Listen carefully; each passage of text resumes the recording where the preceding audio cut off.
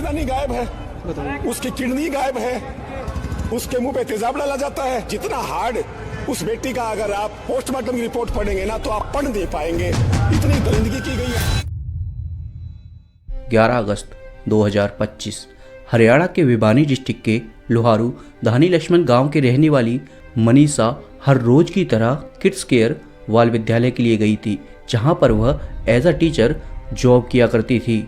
Manisha by nature शांत और शर्मीले स्वभाव की लड़की थी। इसके साथ साथ मनीषा एक इंडिपेंडेंट लड़की भी थी, जहां पर वह अपने साथ साथ अपनी फैमिली का भी खर्चा चलाती थी, बिकॉज उसकी फैमिली की फाइनेंशियली कंडीशन ठीक नहीं थी। मनीषा का जो सपना था वो नर्स बनने का था, इसीलिए मनीषा उसी दिन दोपहर के करीब 1:58 पर स्कूल से सीधा पास के एक नर्सिंग कॉलेज में बीएससी नर्सिंग का एडमिशन फॉर्म लेने गई थी। लेकिन बेचारी मनीषा को क्या पता था, जिस कॉलेज में वो अपने सपनों को पूरा करने जा रही है वो सपने बहुत जल्द ही टूटने वाले हैं। मनीषा ने अपने फादर को पहले ही बता दिया था कि मैं स्कूल के बाद बीएससी नर्सिंग का फॉर्म लेने जाऊंगी। यही एकमात्र सीसीटीवी फुटेज है जिसमें मनीषा को आखिरी बार देखा गया था। दिन ढलता जा रहा था लेकिन मनीषा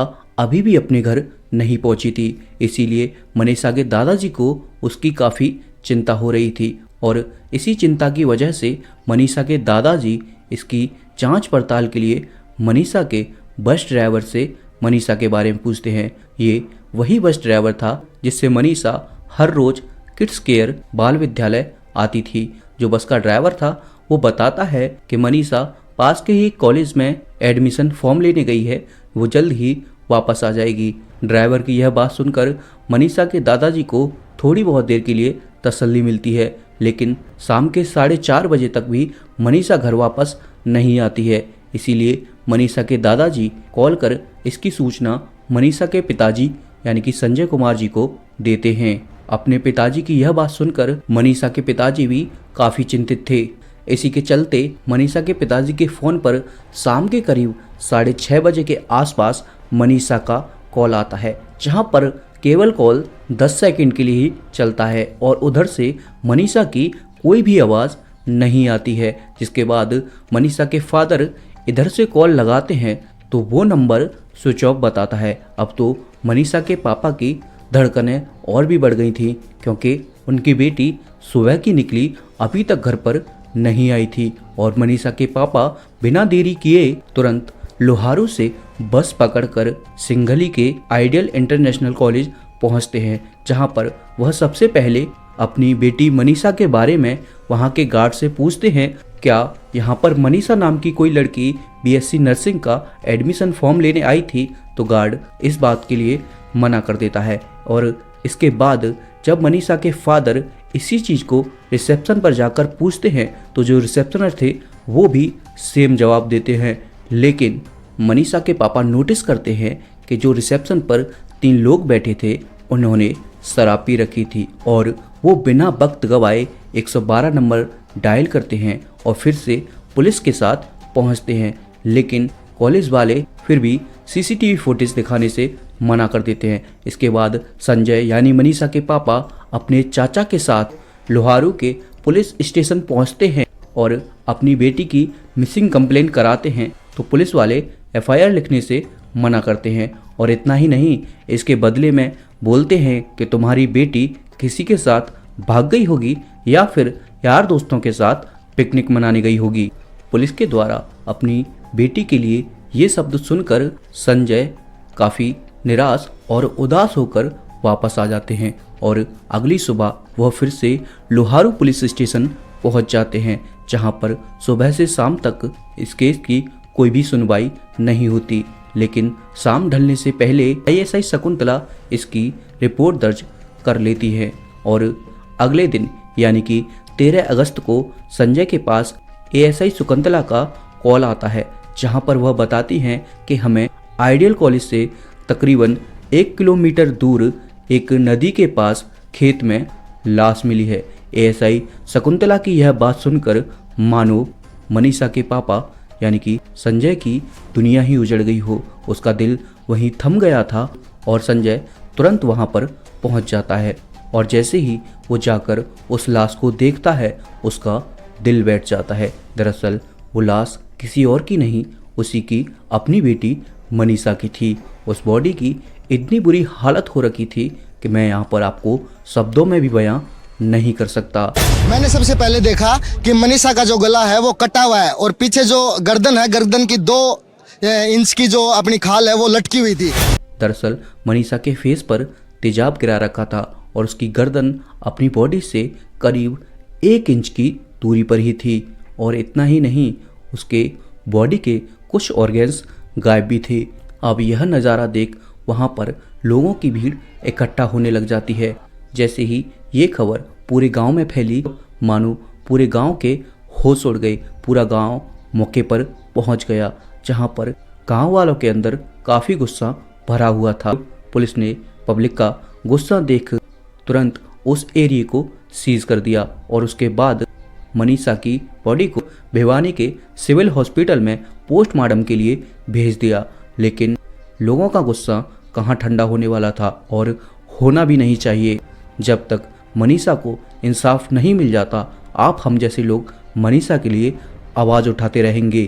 तो आखिर और क्या क्या हुआ इस केस में मनीषा के साथ, और मनीषा की आत्मा को शांति के लिए एक बार कमेंट बॉक्स में जस्टिस फॉर मनीषा जरूर लिख देना। सो जानते हैं आखिर इस केस में और क्या क्या हुआ था मनीषा के साथ। सो गाइज, मेरा नाम है अजय और आप लोग देख रहे हैं अभी ए केस बुक।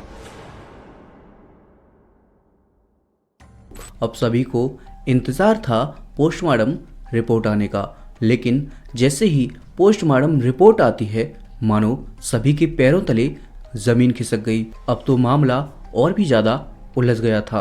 पोस्टमार्टम रिपोर्ट में जो भी जांचें दी गईं, उन्हें देखकर साफ लग रहा था कि इस केस में हत्यारों को बचाने की कोशिश की जा रही है, क्योंकि जो भी मनीषा की रिपोर्ट में लिखा था वो किसी को भी हैरान कर सकता है। मनीषा की रिपोर्ट में साफ साफ लिखा था कि पीड़ित की गला रेत कर हत्या कर दी गई है। पीड़ित का नाड़ा भी खुला हुआ था और उसकी सलवार भी फटी हुई थी। और इतना ही नहीं, उसकी बॉडी में से कुछ ऑर्गन्स गायब भी थे, जैसे लीवर, किडनी, आंतें और उसकी आँखें। और इतना ही नहीं, उसकी गर्भाशय भी गायब थी।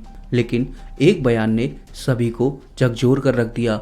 रिपोर्ट में और कहना था कि कहीं भी पीड़ित के किसी भी शरीर से दम नहीं मिला है, और डॉक्टरों की माने तो इसका मतलब कि मनीषा के साथ रेप नहीं किया गया। लेकिन ऐसा बिल्कुल भी नहीं है, क्योंकि सुप्रीम कोर्ट की ही मानो, बॉडी से ना मिलने पर यह साबित नहीं हो सकता कि उसके साथ रेप ना हुआ हो। जैसे कपड़े बदल दिए जाना, या फिर सफाई कर देना, या फिर खुद ही रेपिस्ट के द्वारा एविडेंस मिटा देना।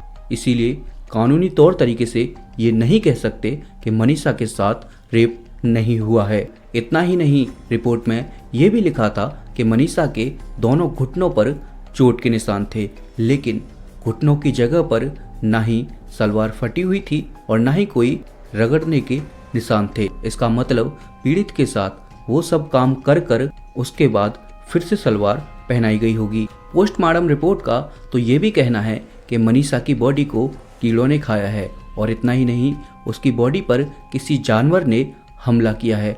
लेकिन मनीषा के परिवार वालों का ये कहना है कि अगर ऐसा कुछ हुआ होता तो जहां पर मनीषा की बॉडी मिली थी वहीं पर किसी जानवर के पैरों के निशान जरूर होते।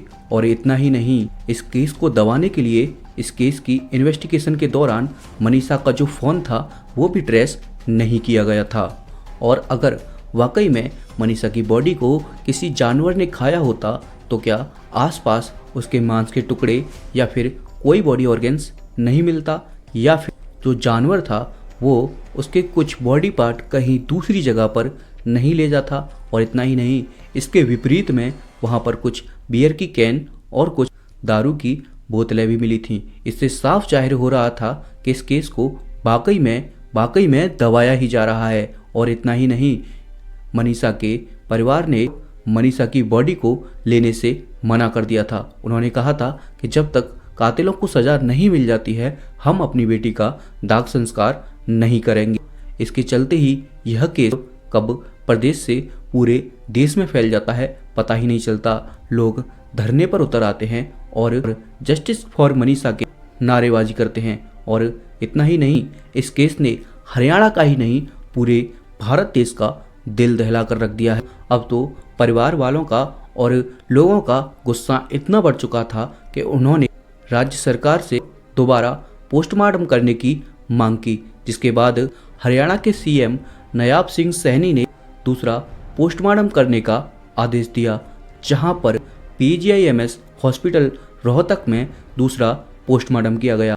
अब दूसरी रिपोर्ट में साफ लिख रहा था कि पीड़ित की जो गर्दन कटी हुई थी वो किसी जानवर के द्वारा कटी हुई थी, लेकिन पहली वाली रिपोर्ट में साफ लिखा हुआ था कि उसकी गर्दन को किसी तेज धार वाले हथियार से काटा गया था। यहाँ पर सोचने वाली बात यह है कि आखिर दोनों रिपोर्ट्स इतनी अलग अलग कैसे आ सकती हैं। और इतना ही नहीं, अगले दिन आई हुई रिपोर्ट में ये भी कहा गया कि मनीषा ने कीटनाशक दवा खाई है, वो दवा जिसे अक्सर किसान लोग अपने खेतों में कीड़े मारने के लिए इस्तेमाल किया करते हैं। क्या वाकई में मनीषा ने कीटनाशक दवा खाई थी? अगर मनीषा ने कीटनाशक दवा खाई थी तो पहली वाली रिपोर्ट में आखिर यह क्यों नहीं आया? इसका मतलब तो यही था कि मेडिकल टीम और पुलिस और सभी लोग मिलकर हत्यारों को छिपाने की कोशिश कर रहे हैं। और इसका मतलब तो यही है कि जो भी हत्यारे हैं वो पैसों से पॉलिटिकली काफ़ी ज़्यादा बड़े भी हो सकते हैं। और यही कारण है कि पूरा पुलिस प्रशासन से लेकर सब कुछ इन हत्यारों को छिपाने की कोशिश कर रहा है। सो दोस्तों, आगे और इस केस में क्या क्या हुआ वो हम नेक्स्ट वीडियो में बात करें, क्योंकि अभी तक मनीषा के असली कातिल सामने नहीं आए हैं। जैसे ही इस केस की और भी कोई अपडेट आएगी तो मैं आप लोगों के लिए एक और वीडियो बना दूंगा। लेकिन उससे पहले अगर आप हमारे इस चैनल पर नए हो तो चैनल को सब्सक्राइब कर लो और मनीषा की आत्मा की शांति के लिए एक बार कमेंट बॉक्स में जस्टिस फॉर मनीषा जरूर लिख देना।